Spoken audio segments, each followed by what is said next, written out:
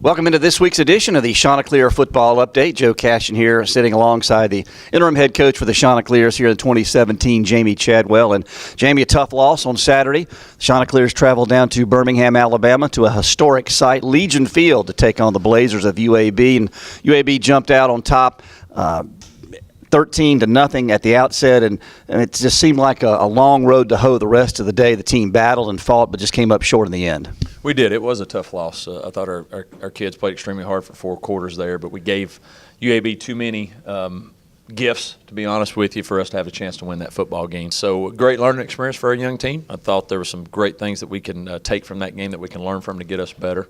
But hopefully we won't put ourselves in that situation again going forward. UAB started fast. They took their first offensive possession down the field and scored, and then exchange of punts, and then the Chanticleers turned it over. What looked like could have been a pass interference call there on the interception, but they were able to convert to go up 13-0. And then a play I think that kind of settled the game down for Coastal a little bit was Marcus Williamson blocking the extra point, and then Preston Carey was able to scoop that up and run about 86 yards for the 2-point run back. I thought we kind of settled in there from that point. We did. I thought that was a big play in the game. Obviously, this gave us – it looked like we had no momentum, and at least that gave us some back. As you mentioned, settled us down, and I think allowed our team to realize, hey, we can play with these guys. And the first half was just, truthfully was ugly. We had a couple chances there to get some touchdowns, had to settle for some field goals. Made one, missed one there in the first half, and had really some good field position. But you mentioned the turnovers, and that put us behind the 8 ball. But we were fortunate to be down there at the halftime. I think we were down 13-5, if I'm not mistaken, at halftime. And so as bad as we played, you felt like, hey, you're still in the football game. Do you think the bye week had anything to do with Coastal's slow start in the game? That was one of the questions that we got in this week on Ask the Coach at coastal.edu. It could have. I mean, you never know. If we'd have came out like gangbusters, you'd have said, oh, that open week was great. But I think part of it had to do is, you're on the road, you're in a new environment. It's a different, bigger stadium than we've seen in a long time around here. And I think there was just a lot of trying to fill some things out. And whether it was because we didn't get the rhythm or not, I don't think that had a determination of how prepared we were or how the lack of plays we were making. It was more so they were doing some things and we didn't respond quickly enough. Second half started off a bad break again for Coastal. The Chanticleers turned the football over on an interception, which UAB quickly turned into points. And you mentioned this just a few moments ago. I think, the 2 biggest things in this game were the fact that UAB was able to turn 2 short fields into 2 touchdowns, whereas the Chanticleers had 3 possessions that started at the plus 35 or better and came away with only 3 points. And UAB was able to capitalize on that turnover and turn it into a touchdown. Yeah, and that was a huge play right out of the gate. You as I mentioned, you survived the first half.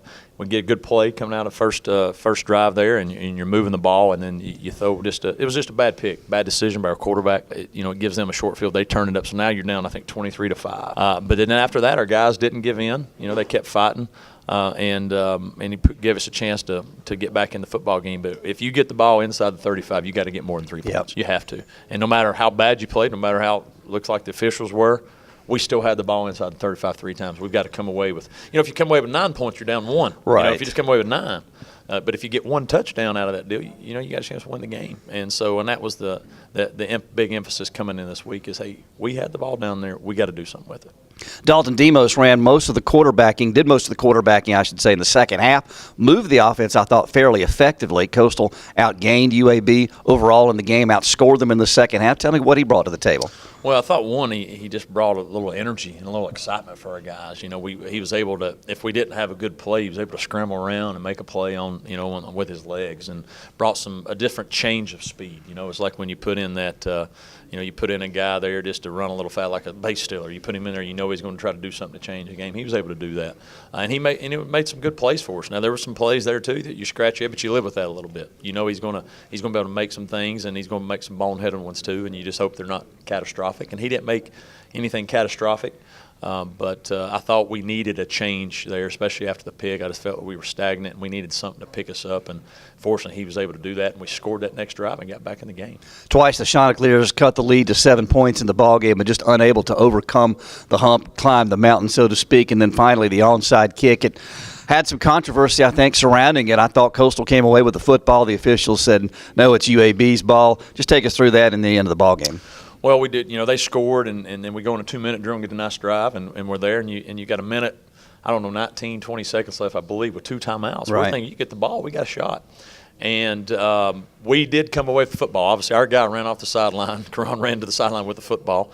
We were explained that they saw a UAB guy on the ball, and they called him down, and that he had the ball and he was down, and that's what they said they saw. And we, in the replay, and I think everybody that watched it probably saw it differently, and UAB's coaches, if they're watching the video, saw it differently. But only one set of eyes matters, and that's what happened. That wasn't the difference in the ball game, Right? But it sure would have been nice to see we'd have got that ball back with 2 timeouts and see what happened. But but I was proud of our guys. They fought for that. We've been practicing that, and they got it. And I think that was where our kids were frustrated. Is like, Coach, we did it right. We had the ball. Why, and sometimes, we can't control decisions. At the end of the day, it all added up to a 30-23 UAB win over Coastal. We'll take a break and come back and tell you who the MVPs for the Chanticleers were on Saturday. We'll do it after this.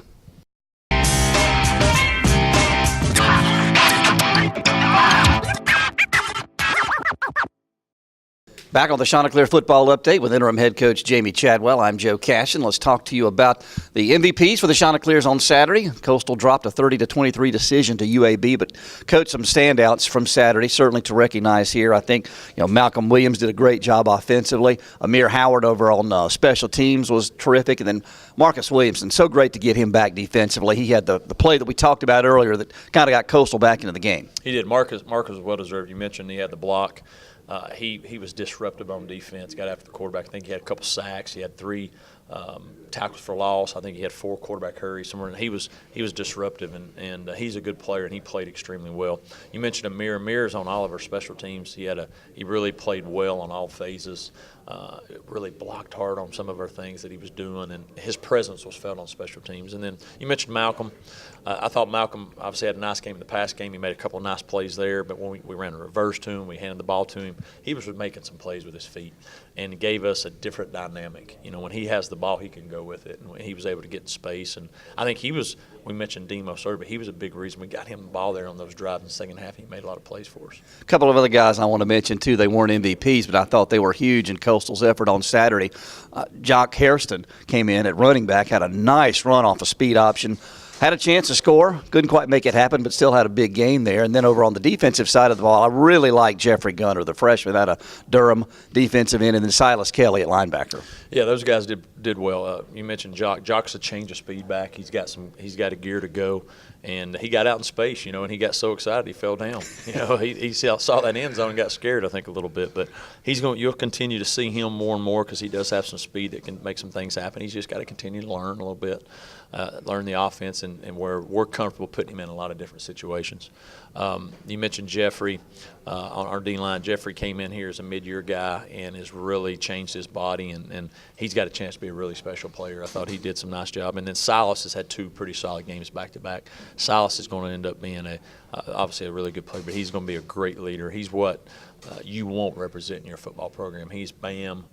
True and true. He loves Coastal Carolina, loves being a great teammate, and we're thankful to have him in our program. And, of course, one guy that we've got to mention, too, who had another big game, got off to a bit of a slow start, but really started to crank it up in the second half with senior running back Oshamar Abercrombie. He did. He got stronger as the game went. They did a nice job.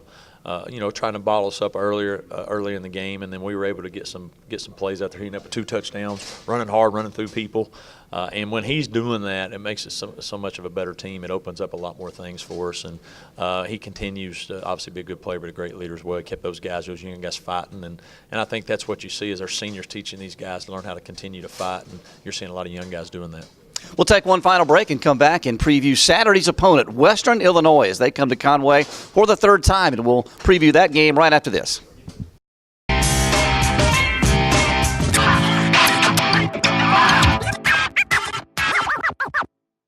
Coastal will host Western Illinois this coming Saturday at Brooks Stadium. 6:30 is the kickoff time. Airtime on the Chanticleer Sports Network will begin at 4:30 with the tailgate show, then 5:30 for the countdown to kickoff. And, Coach, before we get into that game, a couple of questions on the Ask the Coach at Coastal EDU line. I already asked you about the bye week. Injuries situation, what's that looking like for Coastal right now? Shane Johnson is going to be questionable for the game. He got rolled up there in the first quarter. And it's 50-50 where he'll play this week. It was a pretty significant ankle injury, and so our athletic trainers are working hard to try to get him back. But right now, it looks like it'll probably be a no unless unless he gets better over the next couple of days. Besides that, we had a concussion protocol. We're in concussion protocol with Chris Jones, a receiver, and we just got to make sure that everything's going well there to have him get a chance to get back this Saturday.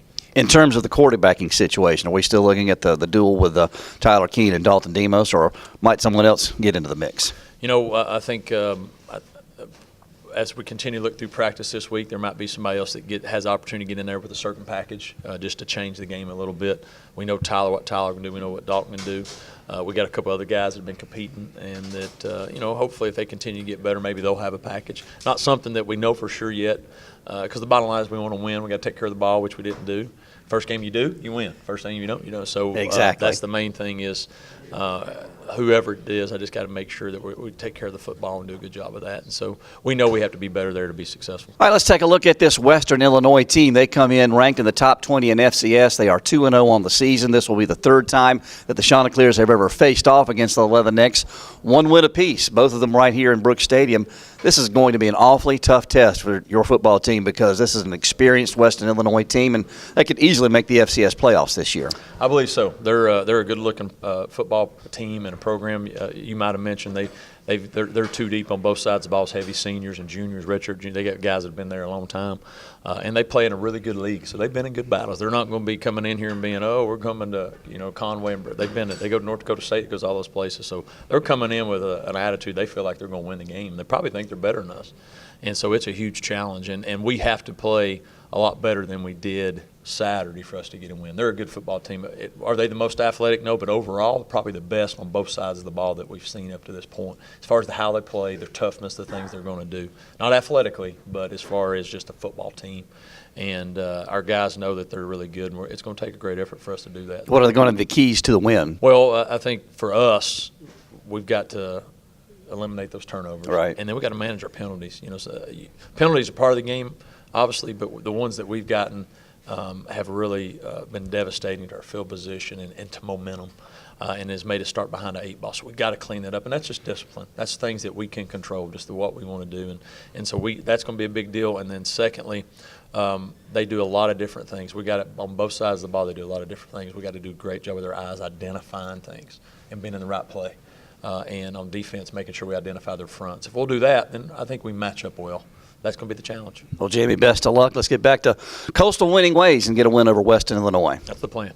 All right, again, if you have a question for the coach, you want to ask it for next week's update, you can do it at askthecoach@coastal.edu. Again, that's askthecoach@coastal.edu. And once again, reminding you that kickoff is 6:30 for Coastal versus Western Illinois. It's Youth Day, so come on out for that. Expecting a big crowd on hand for this third game of the 2017 season. So for Coach Jamie Chadwell, I'm Joe Cash, and we'll see you right back here next time on the Chanticleer Football Update.